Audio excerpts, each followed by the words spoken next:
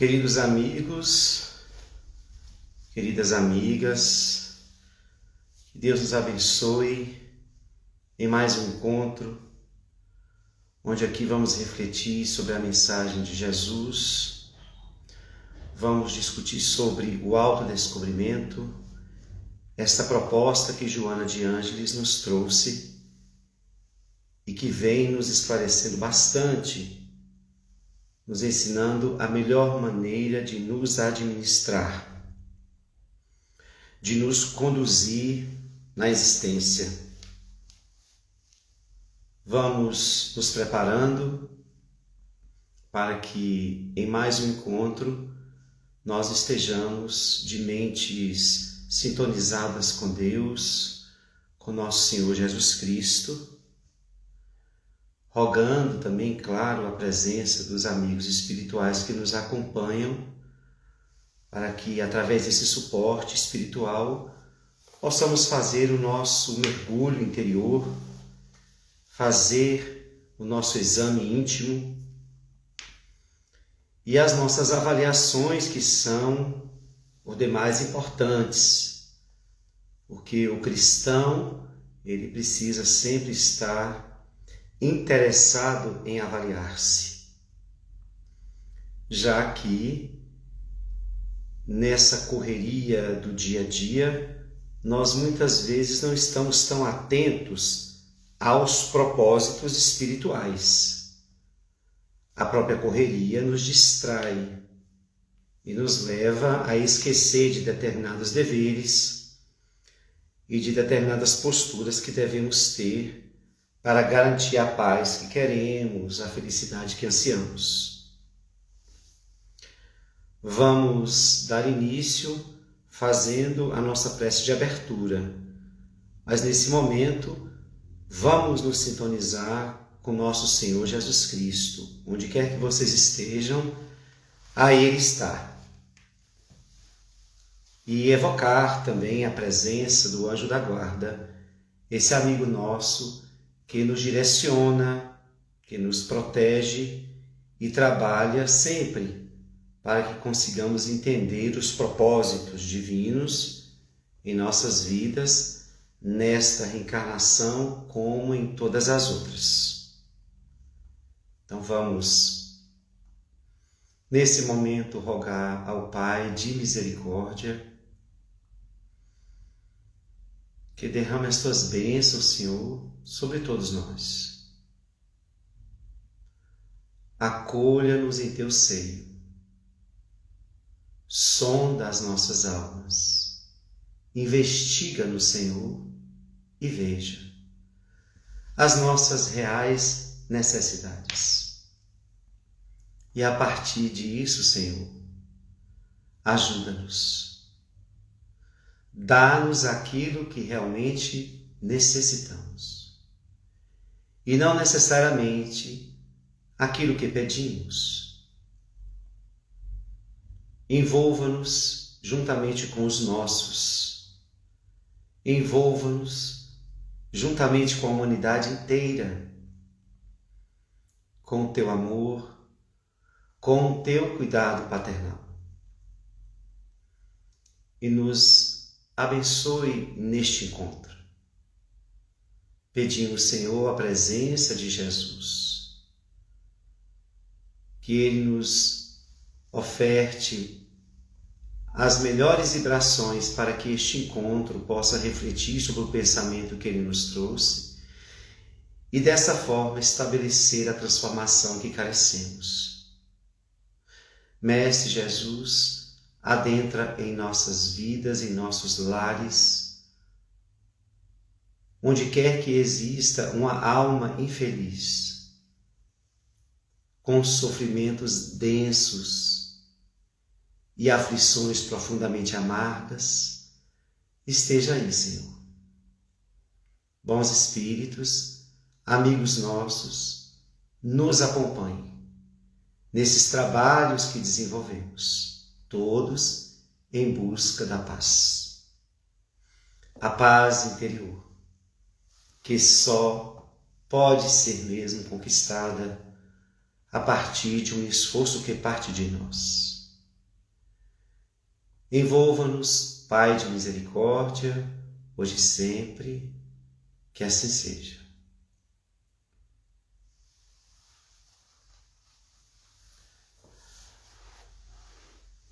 O tema fala sobre desafios emocionais. Uma coisa que se torna extremamente importante e que nós não podemos esquecer no autodescobrimento é que no momento em que nós começamos a nos perceber, a nos examinar, a saber um pouco mais sobre nós, é imperioso que façamos sempre um trabalho de administração das nossas emoções. Nós somos um feixe de emoções, como diz Joana de Ângeles. O que equivale dizer que a todo momento estamos produzindo emoções equivalentes ao que nós estamos vivendo. Mas é importante que o espírito fique atento a todas essas emoções que lhe surgem, porque muitas delas trazem danos terríveis, provocando abalos que acabam reverberando no mundo espiritual e no corpo. Nós somos espíritos ainda bem frágeis, bastante sensíveis e imaturos. E por conta disso, ainda fazemos muitas vezes tempestades em copo d'água. Às vezes, acontecimentos simples se nos tornam grandes tormentos. Às vezes, situações que exigem doses de razão, somos dominados por emoções as mais diversas, que ao invés de nos ajudar, complicam o quadro, nos levando muitas vezes ao desespero, à falta de discernimento. Os pensamentos não se arrumam, não se ajustam para que tenhamos um caminho a seguir em busca de saídas, de soluções. Então, já que nós estamos fazendo o autodescobrimento, precisamos administrar o que sentimos. Mas de que forma? Primeiro, começando a examinar o que estamos sentindo. Perceber que tipo de emoção, oriunda de que acontecimento e que tipo de emoção é esta? Saudável? É uma emoção que lhe produz paz, harmonia, serenidade? Ou é uma emoção descontrolada, desequilibrada, como um tornado interior que nos surge, nos levando a uma desarmonia?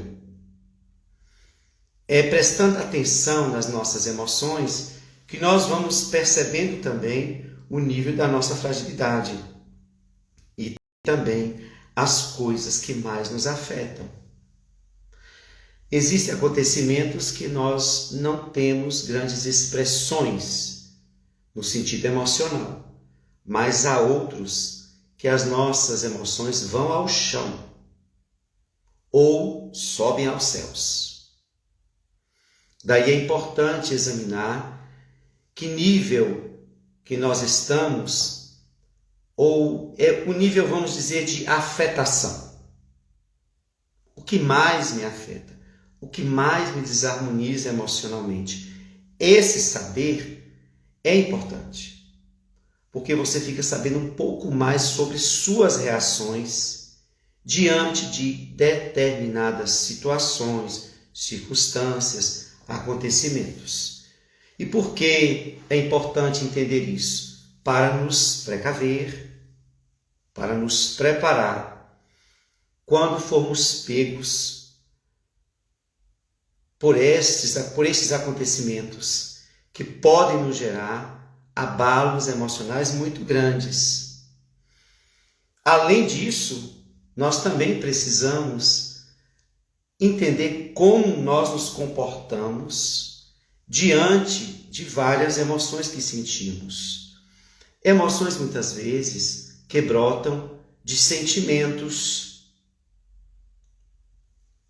que acabamos muitas vezes albergando. Então é preciso uma atenção maior. E essa atenção, ela precisa também exatamente daquilo que nós falamos em uma live bem anterior, que é aquele período em que a gente para um pouco. E aí eu faço a pergunta a vocês que estão nos acompanhando aqui toda terça-feira. E aí? Aquele tempinho para você, sem fazer absolutamente nada, para pensar sobre si, sobre a sua vida, o balanço que eu falei, a reflexão sobre o dia ou sobre os acontecimentos, sua maneira de se posicionar, de se comportar, o que pensou, o que vem falando, o que tem absorvido, o que tem esquecido, malbaratado, o que tem dado atenção. Tem feito esse momento? Tem tirado esse momento para você? Ou ainda não conseguiu? Lembra que nós falamos que não podemos dizer que não temos tempo, não é? Ainda mais quando se trata de prioridades. Porque esta é a prioridade. Se você reencarna para evoluir, e se você tira um tempo para examinar o processo seu evolutivo, se entende que esta é a prioridade.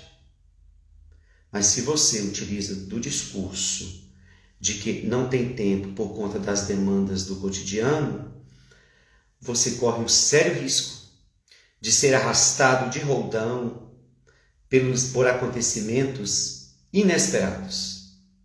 Dentre eles, a morte, que pode surpreender-te e te levar a ter que fazer uma construção ou uma organização imediata, coisa que será bem difícil fazer assim. Então, se estamos em busca da paz, precisamos ter esse tempo para examinar tudo isso. E hoje estamos falando das emoções. Emoções, às vezes, que chegam tão descontroladas, que espocam tão descontroladas, que muitas vezes nós damos alimento a elas e ficamos sentindo aquilo um dia inteiro, quando nós podemos fazer um trabalho para que essas emoções percam a força, e eu estou falando daquelas que mais nos abalam, nos tiram do eixo, nos desequilibram, afetam o corpo e nos adoece. E também nos vincula aos maus espíritos, ou nos faz entrar em faixas vibratórias onde habita entidades sofredoras que se vinculam a nós por conta do padrão vibratório, a sintonia, e passamos a sentir muito mais do que estamos sentindo.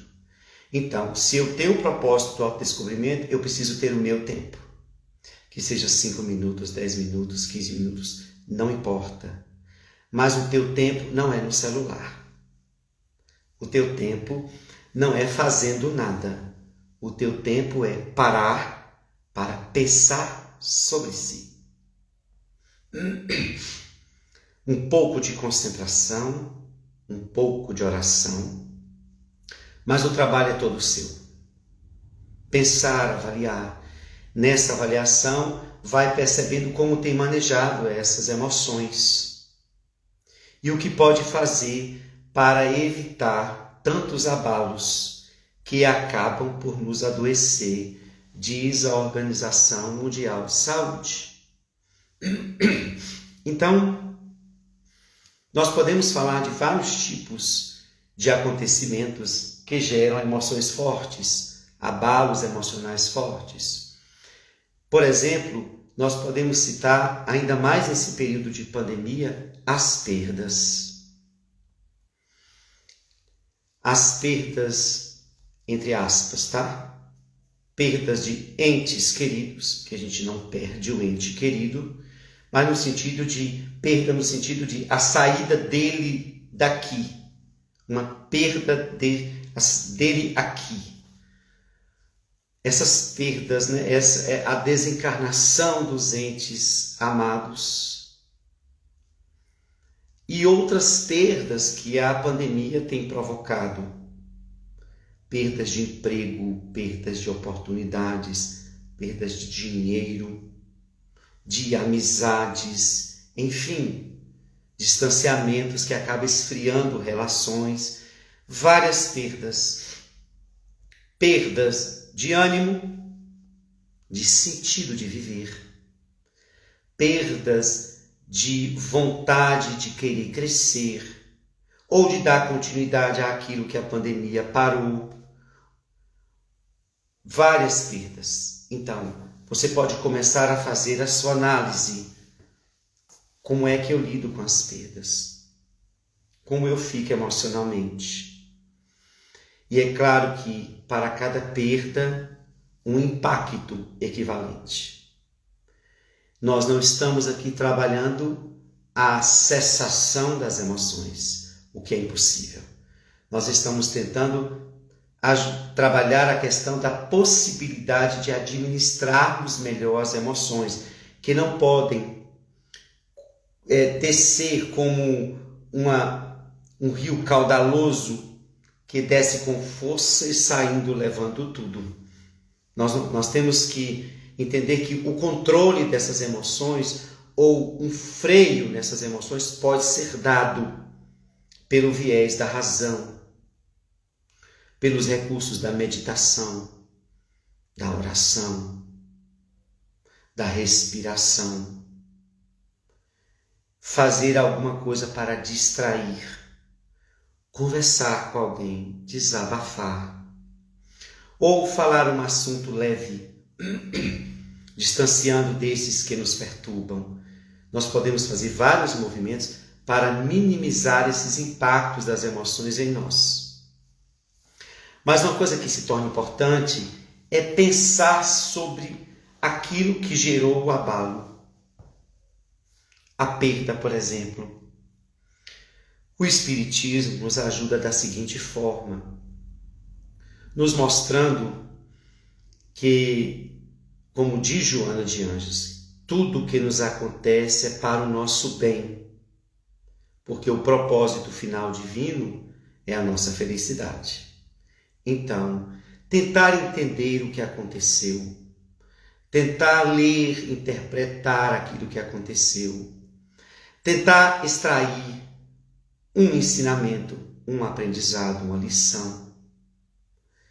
E dessa forma, que a gente vai entendendo melhor o acontecimento, é bom elevar um pouco o pensamento a Deus, fazer uma prece, para que a gente pare de respirar aquele clima vibratório que as emoções nos levam a entrar.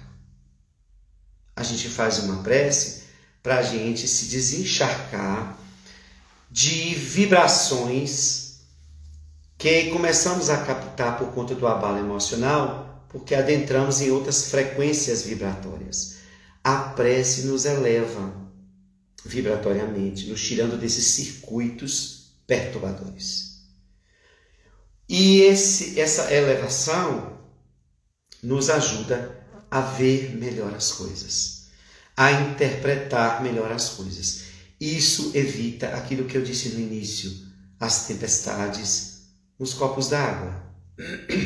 Ou pelo menos, nos ajuda a minimizar aquilo que pode ser um impacto muito forte, mas eu posso olhar de outra forma e assim poder perceber a importância de estar atento a esse processo de administração.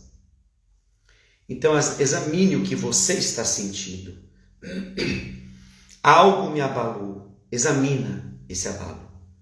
Examine o que essa emoção está lhe trazendo. Porque muitas vezes produz vários sentimentos. Eu preciso entender. Eu preciso me entender. Então, as perdas, elas, por mais que sejam difíceis, elas não deixam de ser um treino ao desapego.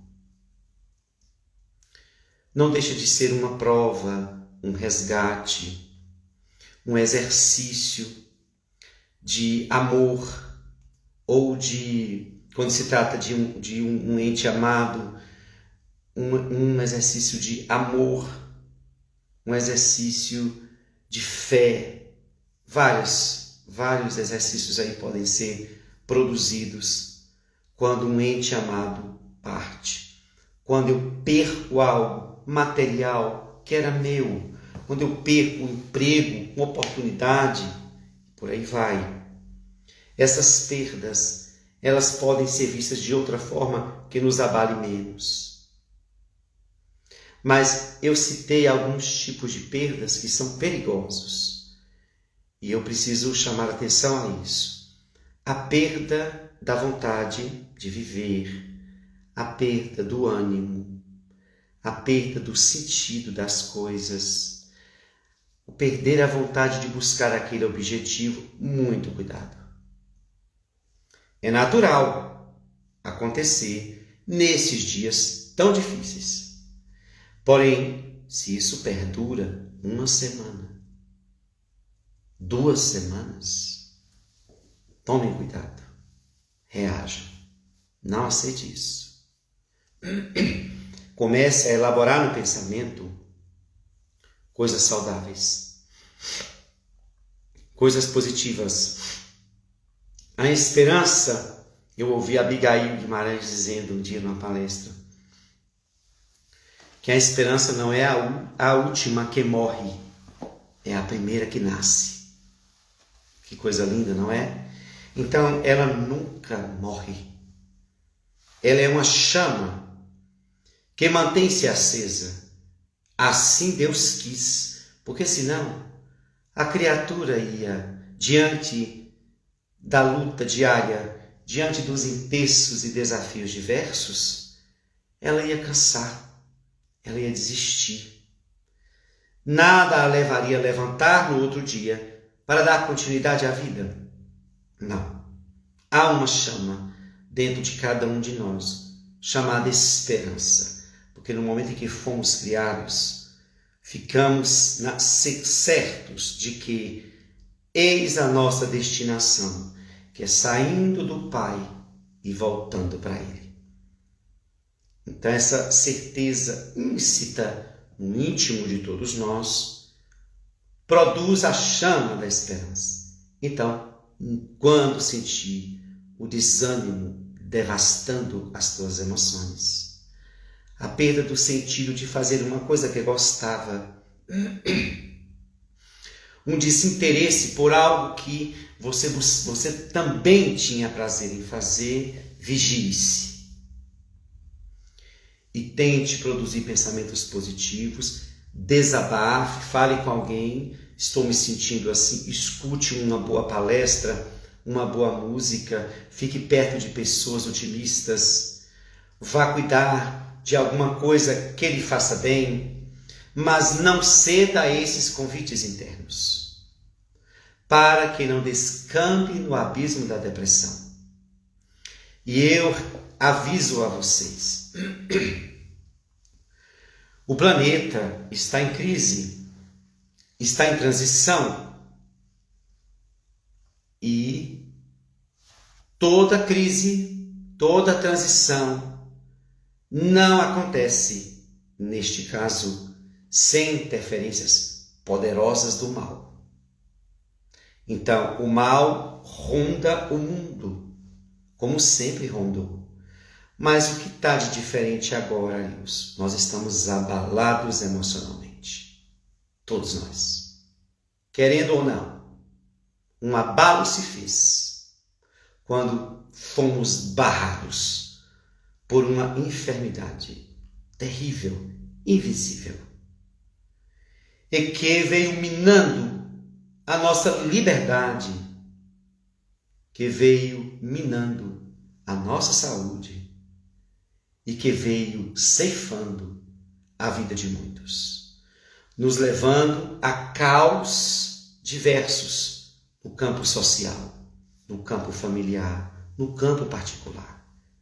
Quem na terra não está abalado Por mais que exista pessoas que se apresentam frias diante desses acontecimentos, são defesas, na maioria das vezes, de espíritos bem frágeis, que utilizam das máscaras das defesas para se postarem-se como fortes, podendo até rir do caos.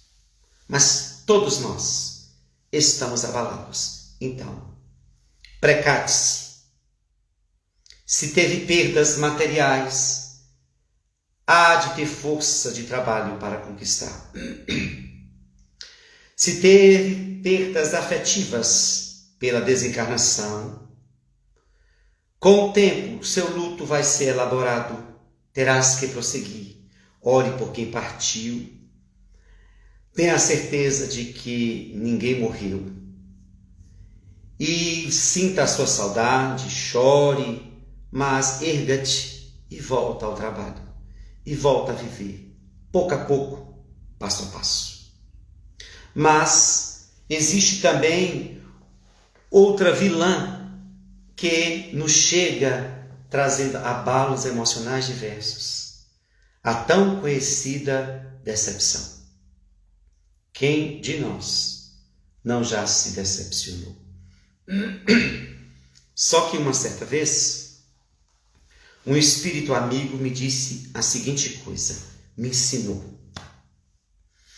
Ele disse que quando a gente se decepciona com alguém, é porque nós tivemos uma leitura equivocada desse alguém. Porque a decepção é uma queda.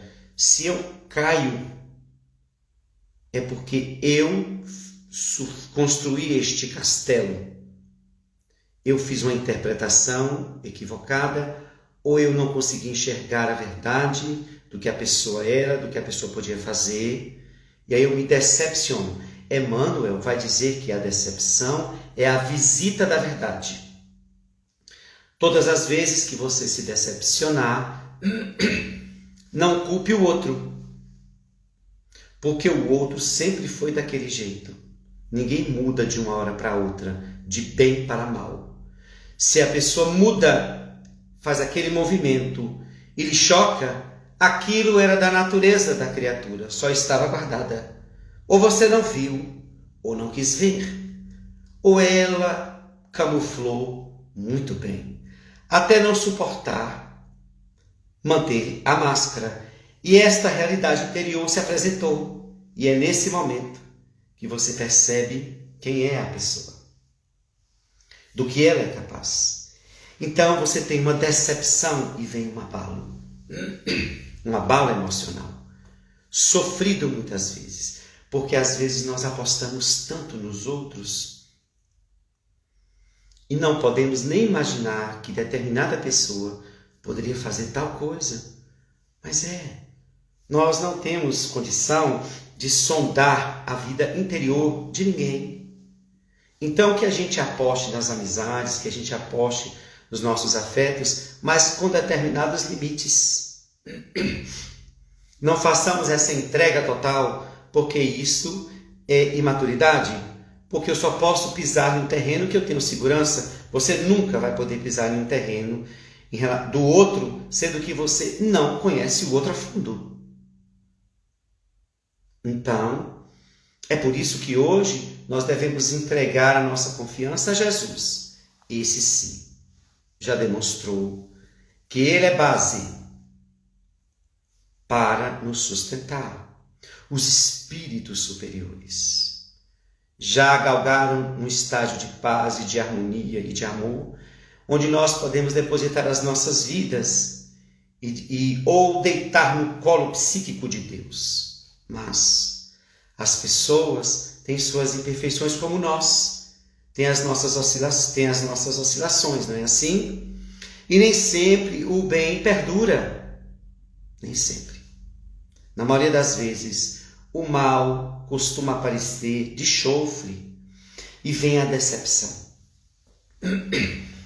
E aí a gente vai ver o quão a gente acreditou, ou quanto a gente acreditou naquela pessoa. Mas a gente acreditou. Então a decepção foi tua, porque ou não viu, ou não quis ver, o outro escondeu muito bem, você fez grandes apostas, e a depender do nível da aposta, o tamanho da decepção é maior. Então, na hora das decepções, catalogue isso como mais um aprendizado, para poder usar mais a razão nas suas relações. Aproximar-se dos outros, não necessariamente entregando-se para os outros. Tem o seu espaço, sua reserva. Não para manter-se distante, indiferente e frio dos outros, mas estabelecendo uma relação onde você possa ter segurança e equilíbrio para se deparar com possíveis decepções. Porque a criatura humana, ela vai oscilar muitas vezes. Ela não é um espírito amadurecido. Então, é natural que de hora em hora vamos nos deparar com pessoas assim que nos surpreendam. E aí a gente tem que trabalhar isso e não mergulhar nos abalos emocionais culpando o outro. Tá? O outro teve o seu equívoco em ter nos mostrado uma coisa e produzido outra. Aí eu entro com Joana de Ângeles no livro Jesus e Atualidade. Lá tem um texto sobre aquelas pessoas que nos decepcionam. Então é importante entendermos que é da fragilidade do outro, da imaturidade do outro. E que um dia ele vai ter que resgatar isto, porque somos responsáveis por quem cativamos, não é assim? Então, a gente vai ter que responder pelos estragos emocionais produzidos em outrem. E assim serve para nós também. Vamos ver como é que nós estamos administrando as nossas relações. Nós precisamos ser o mais verdadeiro possível para que o outro não se decepcione conosco. Precisamos, dessa forma, ficarmos bem atentos a essa maneira correta de nos relacionar com o outro. Mas, nesse processo, entre perdas, decepções, temos a visita da tristeza, que também é um fenômeno muito forte. Quem de nós não fica triste, não é? Mas eu tenho uma mensagem de Emmanuel que me chamou muita atenção. A princípio, tive que meditar para entender um pouco, mas a grandeza desse espírito nos trouxe uma informação sobre a tristeza e que choca para algumas pessoas. Ele diz: a tristeza é a presença do egoísmo na criatura humana. Eu fiquei, egoísmo? Sim. Quando nós estamos tristes, nós estamos pensando em quem? Na tristeza, nós estamos voltados para nós. Pode ter ocorrido algum acontecimento externo, mas eu me fecho na minha tristeza, egoísmo. Então Emmanuel diz: quanto mais o espírito vence o egoísmo, menos triste ele fica. É por isso que Jesus não ficava triste, como alguns textos asseveram dizer. Triste. Por quê?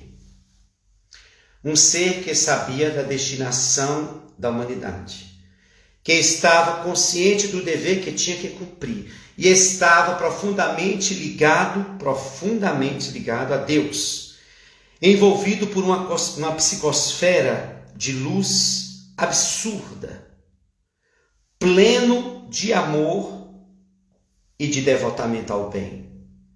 Qual o motivo da tristeza? Ele entristeceu porque via as pessoas. Não. O grande psicoterapeuta Jesus não se entristecia com o que ele compreendia. A tristeza seria uma certa decepção, mas Jesus, antes de reencarnar, já sabia do povo que ele conduzia há milênios na Terra. Para ele, nenhuma novidade de matarem-no, de feri-lo ou de ignorar sua mensagem. Ele tinha a total compreensão de que não era hora da humanidade despertar e que as criaturas humanas à época não tinham maturidade para entender a grandeza da tua mensagem. e naturalmente as pessoas iam malbaratar este convite. Então, não havia tristeza em Jesus.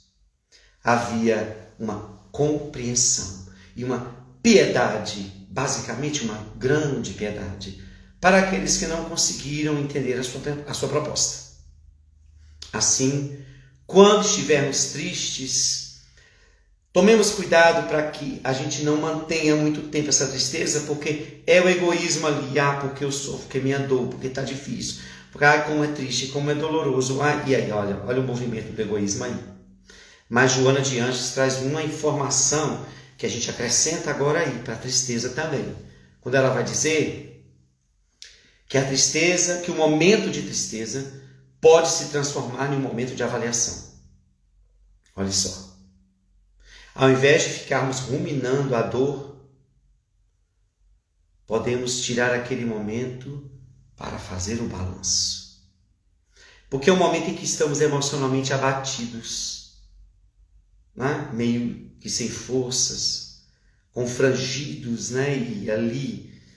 Então, talvez seja um momento de pensar sobre tudo, sobre o que nos acontece, sobre o que precisamos fazer, porque a tristeza, e aí a gente vê o egoísmo presente, nos leva muitas vezes à autocomiseração, à autocompaixão, à pena de nós mesmos, e ficamos, como a minha vida é um caos, nada dá certo para mim, e aí a gente fica, né, nessa postura vitimista, perdendo tempo. Então, examinemos a tristeza. E, por fim, falar de outra emoção, que é um sentimento, né, que gera muitas emoções, a revolta. É outro ponto importante falar da revolta. Porque a revolta ela vai sempre surgir por ausência de fé em Deus. Tá? Em Deus. Mas a gente costuma se revoltar também contra o outro, porque o outro fez isso, fez aquilo. A gente consegue se revoltar contra muitas injustiças que estão acontecendo por aí. Só que a gente pode protestar, a gente pode lutar pelos nossos direitos, a gente pode sim se indignar com o mal que estão fazendo, enfim. Mas muito cuidado com a revolta, porque a revolta, ela vem do egoísmo também. Ela vem do orgulho e ela nunca vem sozinha. Ela vem carregada de raiva, ela vem carregada às vezes de ódio e às vezes de vingança. A busca da desforra. Então, quando nós nos depararmos com a revolta,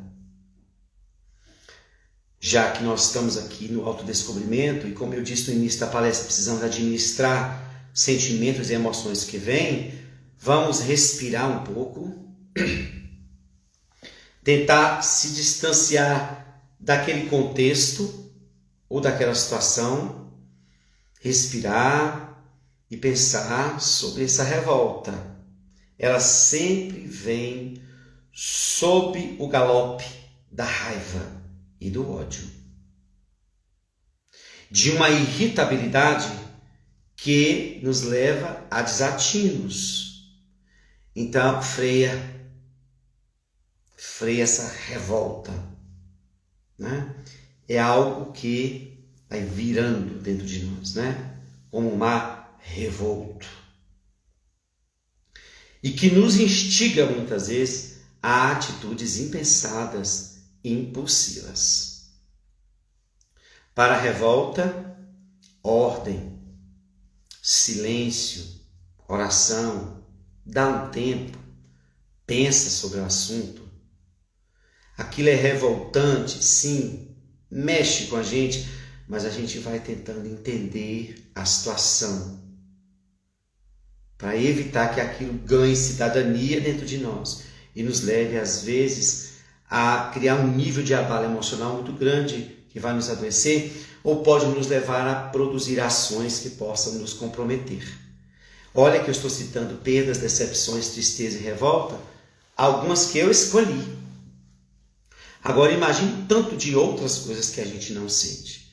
Por isso que é importante, independente do que a gente esteja sentindo, independente do tipo de emoção que surge, eu preciso administrar, utilizar a razão. Eu preciso pensar nessas horas.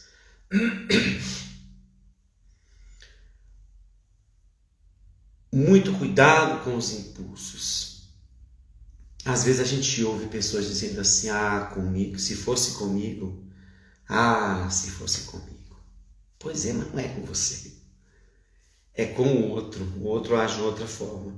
Mas se for com você, nem ensaie esses impulsos de maneira nenhuma. É o orgulho, não é? Que nos quer dizer assim, se fosse comigo eu ia mostrar. Mostrar o que é inferioridade? Porque isso aí é inferioridade. Se fosse comigo eu fazia e acontecia, e se prejudicava. E instalava débitos. Você pode reagir de outra maneira, sem precisar desequilibrar-se. Sem precisar. Se alguém lhe fere, não caia por isso. Mantente de pé. O petardo foi lançado, desvia. Se alguém te elogiou, não se exalte. Examina se o elogio cabe. Se couber, utiliza-o como estímulo para subir mais um pouco. Mas mantente firme no teu propósito. Não deixe que os acontecimentos do cotidiano lhe arraste emocionalmente.